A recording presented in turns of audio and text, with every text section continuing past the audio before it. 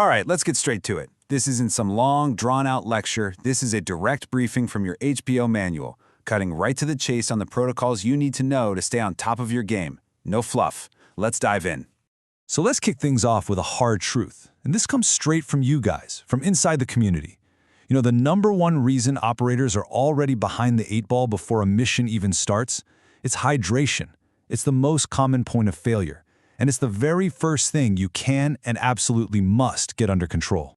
Okay, first up, hydration. We're calling this the performance foundation for a reason. Think of your body as your primary weapon system, and it runs on water. Starting a fight compromised? Not an option. This is the bedrock, the non-negotiable starting point. And it all boils down to this, right? This one simple molecule. We're talking about H2O. This isn't just about not feeling thirsty. This is the coolant for your engine when you're running hot. It's the wiring for your brain, making sure those signals are firing fast. It's literally the hydraulic fluid that makes your muscles work. Everything depends on it. So, what happens when you let it slip? Well, it's not a slow decline, it's a cliff. Even being just a little dehydrated hits these 4 critical areas and hard. We're talking slower reaction times, your judgment gets cloudy, your body can't cool itself efficiently, and your strength just tanks. Suddenly, every single thing feels 10 times harder. The bottom line? You are less effective. End of story. So if there's one thing you burn into your brain from this briefing, it's this right here. Thirst means you're already too late. If you're feeling thirsty, you're already behind the curve, playing catch-up. You're already in a performance deficit. And here's the science to back it up. That magic number is 2%. Once you lose more than 2% of your body weight in sweat, that's it. Performance drops off a cliff. We're talking a massive, measurable hit to your ability to think and your ability to move. In your line of work, is that a margin of error you can afford? No way. Okay, so how do we put this into practice in the field? It's simple. It's a disciplined 3-step protocol. Step 1, pre-task. You start the mission at 100%. No excuses. Step 2, during the task. You drink on a schedule, not when you feel like it. Small sips, often. Step 3, post-task. You get all that fluid back in you and fast. This isn't just a good idea, guys. It's the professional standard.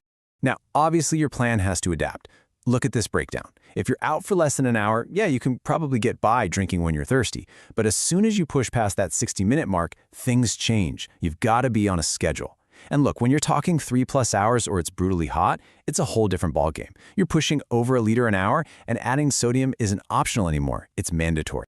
All right, we've laid the foundation with hydration. Now let's talk about the engine itself, fueling. If water is a coolant, this is the high-octane gas you're putting in the tank. And let's be blunt, an unfueled operator isn't just tired, they're a liability.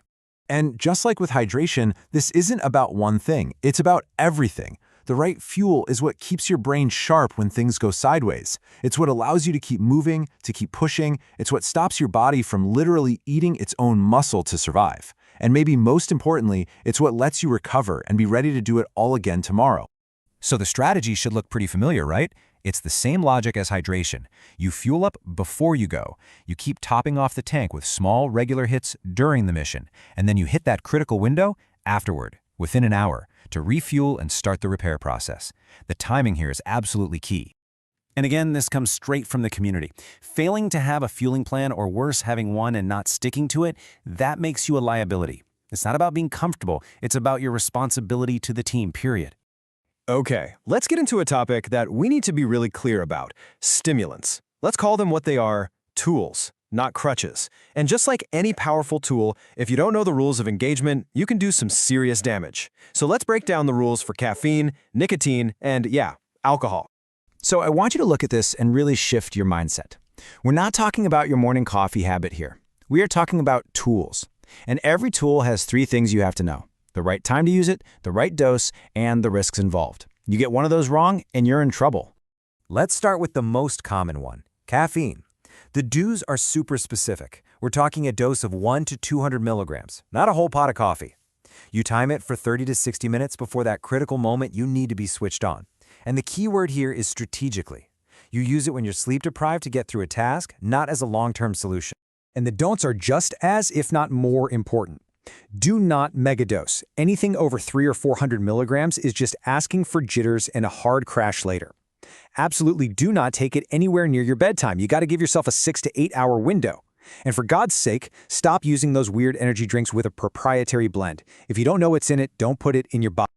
All right, nicotine, we need to be crystal clear on this one.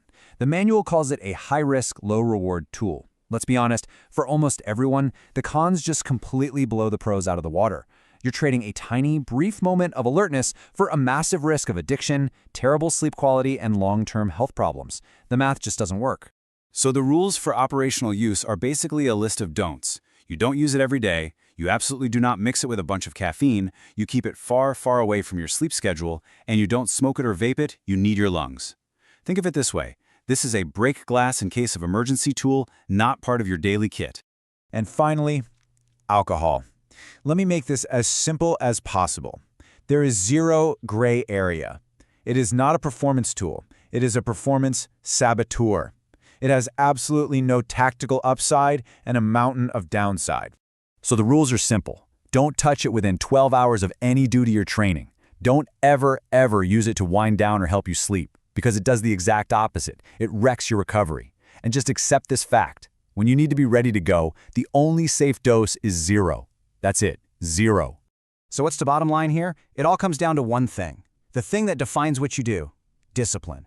Your choices about what you put in your body, water, food, stimulants, they're not just casual decisions.